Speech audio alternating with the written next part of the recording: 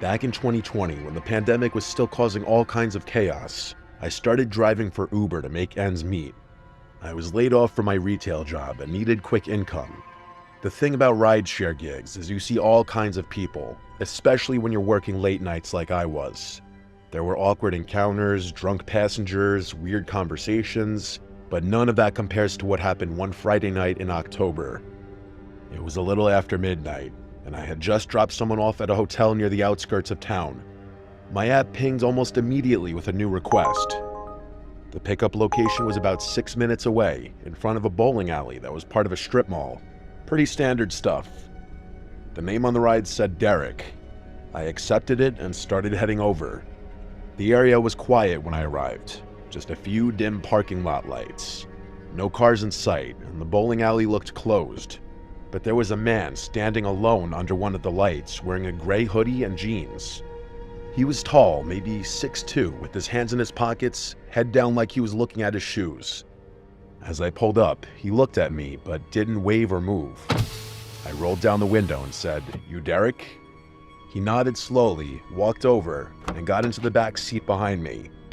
I started the trip and asked him if the destination in the app was correct, an address about 20 minutes away in a residential neighborhood I'd never been to.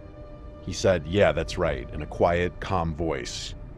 I remembered thinking he sounded a little off. Not drunk or high, just sort of flat, emotionless. But I didn't think too hard about it at the time. I started driving, and he didn't say anything for the next 5 or 6 minutes. I glanced at him in the rearview mirror now and then, and every time I looked, he was staring straight ahead. Not out the window or at his phone, just at the back of my head. I tried to break the silence by asking how his night was going. He paused, then said, "Just needed to get out of there." I asked, "Out of where?" He said, "Doesn't matter." So I didn't push it. We drove a while longer. About 15 minutes in, I realized we were getting closer to the destination, but the address was in a really isolated part of town. No streetlights, big yards, and lots of trees. As we approached the address, he suddenly leaned forward and said, "Actually, can you pull into that driveway right there?" He pointed to a house on the right. The house was dark, no lights on inside or out. It looked old and abandoned, honestly. It had an overgrown lawn and paint peeling on the siding. There was also no car in the driveway. I said, "Is this your place?" And he said, "Just pull in." I hesitated, but turned into the driveway. I stopped near the front of the house and put the car in park. He didn't get out. I looked back at him and said, "Everything all right?" He stared at the front door and said, "Wait here." Then he got out and started walking toward the house. He didn't go to the front door. He walked around the side of the building and disappeared from view. I sat there for maybe 2 minutes, trying to decide what to do. The ride was technically still going. I didn't want to drive off and get penalized, but I also felt like something wasn't right. My gut told me this guy wasn't just heading inside to grab something. Finally, I ended the trip manually. I marked it as complete and started to back out of the driveway, but before I could shift into reverse, I saw him walking back toward the car, fast. His hands were empty, and he had this strange look on his face, like he was angry or excited. I unlocked the doors because I didn't want to make it a confrontation, but something in me was screaming not to let him back in. He opened the rear door, got in, and said, "Take me to the other place." I asked, "What other place?" He said, "Just drive, I'll tell you." I said, "You need to put it in the app." He didn't answer. He just stared at me in the mirror. I said again, "I can't take you anywhere unless you put it in the app." He didn't say a word. After a few seconds, he told me to drive to where I picked him up.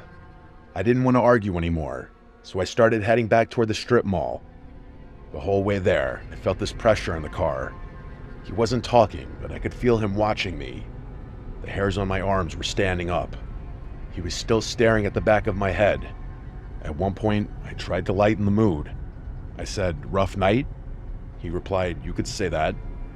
I asked if everything's all right, and he said, "Not yet."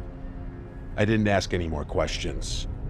When we got back to the strip mall, I parked under the same light where I picked him up, but before I could say anything, he leaned forward and asked, "You ever wonder how you're gonna die?"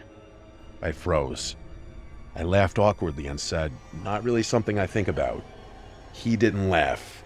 He just leaned back in his seat, and after a few seconds, he said, "I think about it all the time." Then he opened the door and got out without another word. He didn't close the door right away. He just stood there for a second, half in and half out of the car. Then he looked at me and said, "You picked the wrong guy up tonight." He shut the door and walked off into the darkness behind the bowling alley. I sat there for a minute, too shaken to move. Eventually, I drove home, constantly checking my mirrors.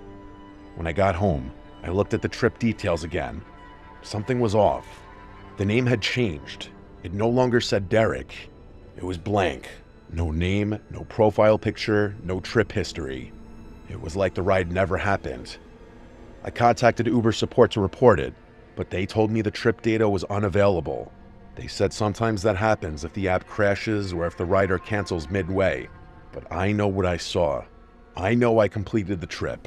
I know the man got in and out of my car, and I know he said what he said. "You picked the wrong guy up tonight." I've never seen him again, and I hope I never do. But every time I get a ping in a dimly lit parking lot or have a silent passenger in the back seat, I remember that night. And I remember that feeling that something terrible could have happened. That maybe he changed his mind at the last second, or maybe he was never planning to do anything, just wanted to scare someone. But I still wonder what he meant, and if he ever found the right car.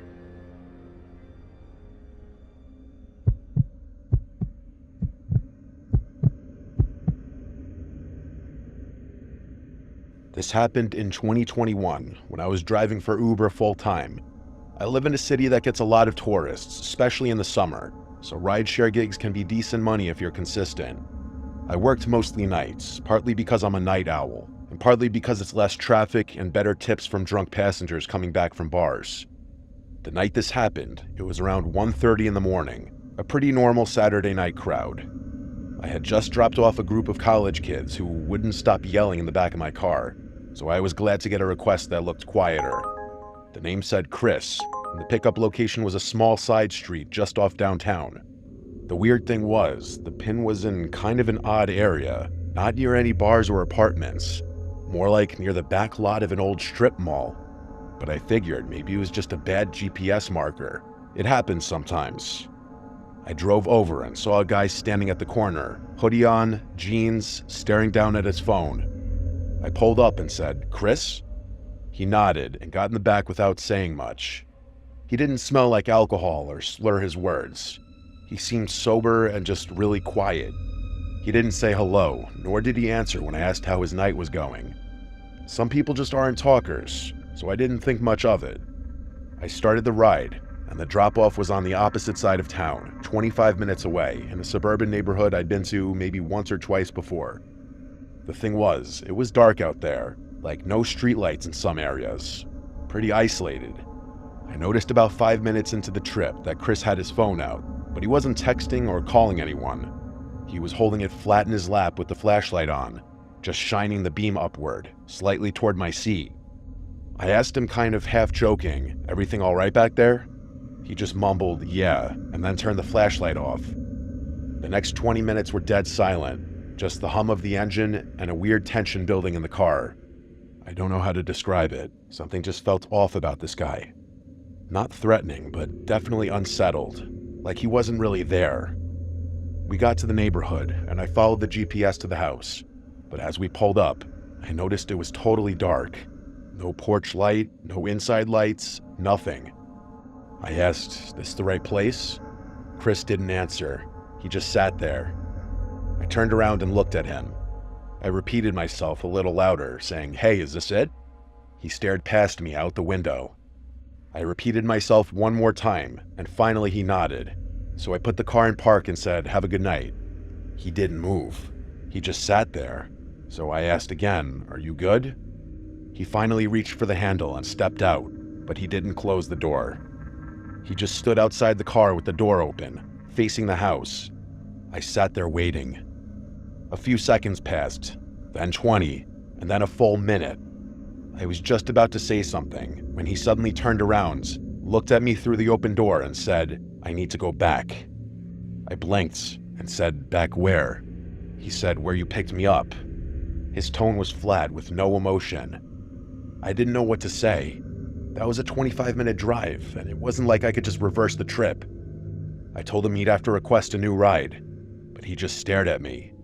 He begged me, saying, "Please, I need to go back." I told him again, "You need to request it through the app." That's when he said something that sent chills up my spine. He said, "I can't. They're not gone yet." My only response could be, "Who's not gone?" He didn't answer. He just stood there, still holding the door open, and I noticed he was breathing heavily. At that point, I started getting seriously uncomfortable. I said, "Look, I can't just start a new ride unless you request it." He stared for another second, then slowly backed away and closed the door. He walked toward the house, even though it was pitch black and looked empty. I waited until he got to the porch before I pulled off. The moment I turned the corner, I ended the trip in the app and started heading back toward downtown. A couple blocks down, I stopped at a 24-hour gas station to use the bathroom and get a drink. I parked at the side of the building, went inside, and came back out maybe 4 minutes later. And when I got back to my car, I felt like my brain short-circuited. Chris was sitting in the back seat, same hoodie and same expression. I thought I had locked the doors before going inside, but somehow he was in the back of the car. I opened the driver's side door and stepped back in slowly, keeping my eye on him through the mirror. "How did you get back in?" I asked. He just said, "Take me back." I said, "I'm calling the cops," and reached for my phone. That's when he leaned forward, close enough for me to hear his breath, and said, "They're still in the house." I don't know why, but I didn't call the police. Something about the way he said that made me feel like he was having some kind of episode. I played along and said, "Whose house is that?" And he said, "My parents." I asked him if he lived there, and he said not anymore. That made the hairs stand up on my neck. I started slowly driving back to where I picked him up. Every part of me was screaming not to do it, but I didn't know what else to do. As we got closer, he started breathing heavier. He was rocking slightly in the back seat. At one point, he whispered, "They're still there. They won't leave, no matter what I do." When we pulled up to the house, there were still no lights, still no signs of anyone living there. He got out without saying anything and then walked up to the front door and stood there. He didn't knock or anything, he just stood still. I waited maybe 30 seconds, then pulled away again, making damn sure the doors were locked. I drove 3 blocks, parked under a streetlight, and sat there for 10 minutes trying to process what just happened. I debated calling the cops, but what would I even say? That a guy got into my car twice and said weird things? There was no crime technically as far as I knew, so I just drove home and didn't sleep that night. The next day, I reported the ride to Uber, and honestly, I regretted not reporting this to the police because the man might have been sick in the head needing help. I hope he didn't hurt anyone. Who knows if that house was even really his parents' house, or if he actually was just having a manic episode.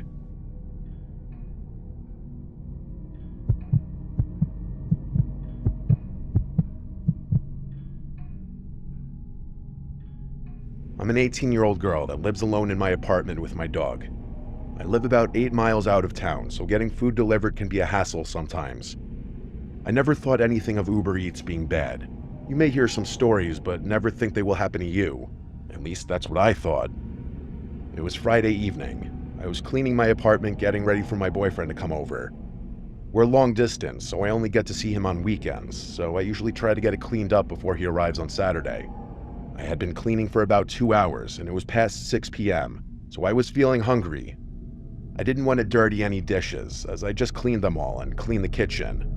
I decided to order food so I wouldn't have to make a mess. I ordered my food and got the notification that my driver was on his way and driving a white Honda Fit Sport. I'm a young girl living on my own, so I have my delivery instructions set to leave my order at my door for contactless delivery. I was sitting in my living room watching TV when I got the notification that my food was delivered. As soon as I got that notification, I jumped up, eager to get my food. I was starving. When I opened the door to grab my food, it wasn't there, so I thought maybe he set it at the wrong door. But looking down at all the doors, none of them had the food at them. So I went back in and was gonna message him when I heard a knock at my door. It was my next door neighbor. He was holding my food. He said, "Hey, sorry, I picked up your food from your delivery driver because he was looking through your windows, and I wasn't sure what he was doing." I took the food and thanked him, wondering what the hell just happened. I went back in, ate my food, and enjoyed a movie when I started to get ready for bed. I took a shower, then went to turn off my TV and make sure all my doors were locked before going to bed. I laid down in bed, called my boyfriend, and eventually ended up falling asleep. I woke up a few times during the night to my dog growling at the window or the back door. My dog isn't a huge, scary dog. He's a small 5-pound Morkie, but it's still pretty scary when he growls at something and catches you off guard. I finally got him to calm down and go back to sleep. It wasn't even 15 minutes later that I woke up to banging on my window. My dog started going crazy, barking, growling, and even whimpering. I couldn't move in my bed. I took the bed sheets and pulled them over my head, just leaving enough to not cover my eyes so I could see the window. I called the police and whispered into the phone quietly.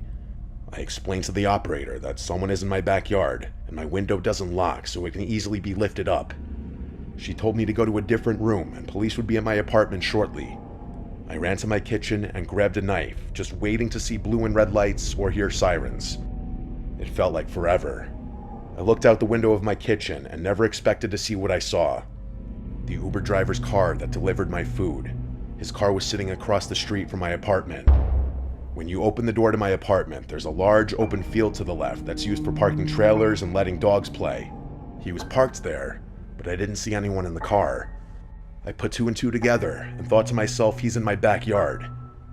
The police finally arrived. I could barely even speak. I was shaking and crying. I explained to one officer what happened, while the other went to check out my backyard, which is where my bedroom window is. Another officer who arrived went to check his car because it was still in the field, but he wasn't in his car. The two officers came back and started talking with the officer I was speaking to, telling her there's footprints in my backyard, which it had just rained the night before, so it was very muddy outside. I started panicking once I heard that, not just because that's not what you want to hear, but also because where was this guy if he didn't come back arrested with the cops and wasn't in his car? My neighbor came outside to see what was going on. The officers explained to him what was happening. Then he spoke about how he picked up my food for me earlier that day. The neighbor invited me to sleep over at his apartment for the night if it made me feel any better. Oddly, I passed on the offer, and when all the cops left, I went back into my apartment. Thinking it was all over, I took a few hours to get comfortable enough to fall asleep. But at 2 a.m., I woke up to banging on my front door and heard police. There's no way this is happening right now, I thought to myself. I got up and went to my front door, scared to open it. It was the woman I spoke to earlier. She explained they stayed at my apartment, hidden to watch for that guy in case he showed back up, and he did. They caught him walking up to my front door, thinking he was going to try to find a way in. My heart fell to my stomach when I heard her say that. She then explained he was arrested, and I don't have to worry about him anymore. I thanked her and went back to try and sleep. Unfortunately, I couldn't fall asleep this time. I also don't use Uber Eats anymore when I'm home alone.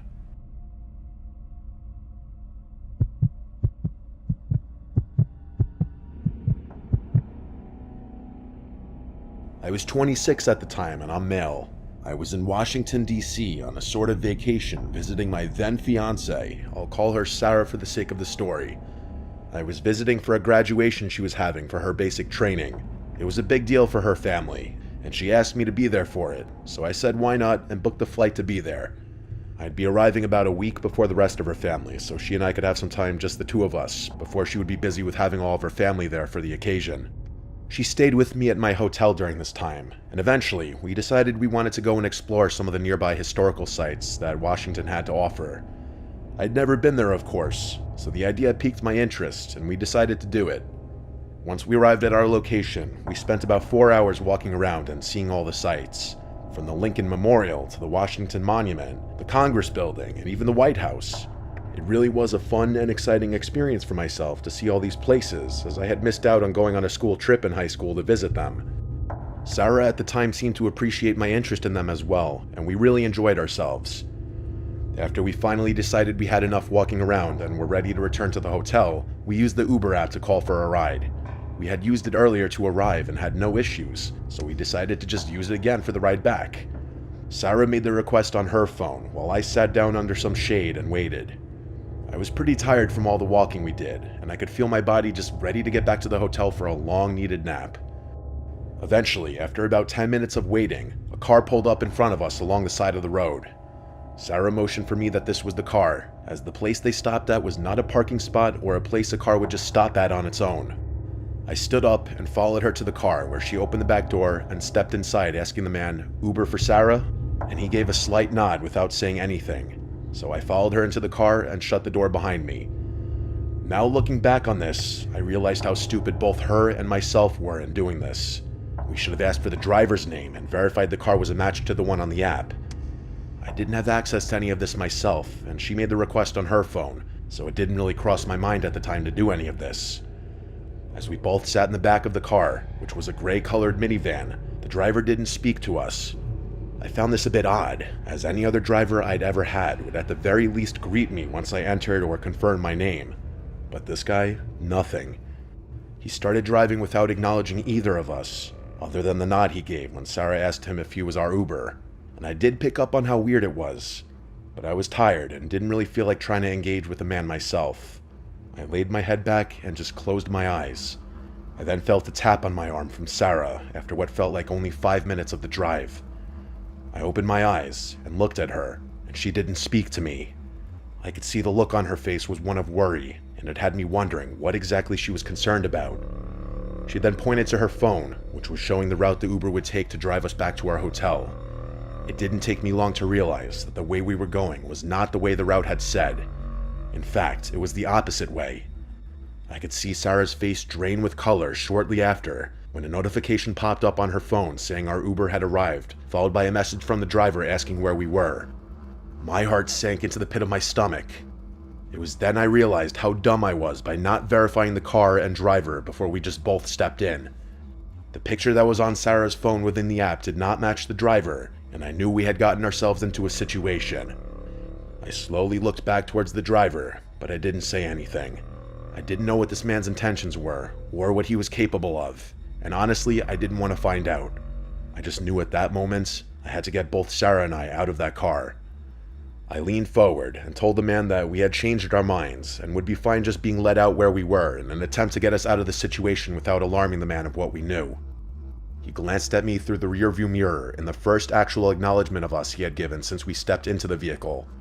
I caught his glance as he stared at me without saying a word in what felt like minutes, but was probably only 10 seconds. He didn't stop the car though. He didn't even say a word in response to me, and just kept driving the car as if nothing had been said. My patience had run out, and I knew whatever this man had in store for us wasn't good. I then did the only thing I could think of at that moment, and reached into my pocket, pulling out my pocket knife.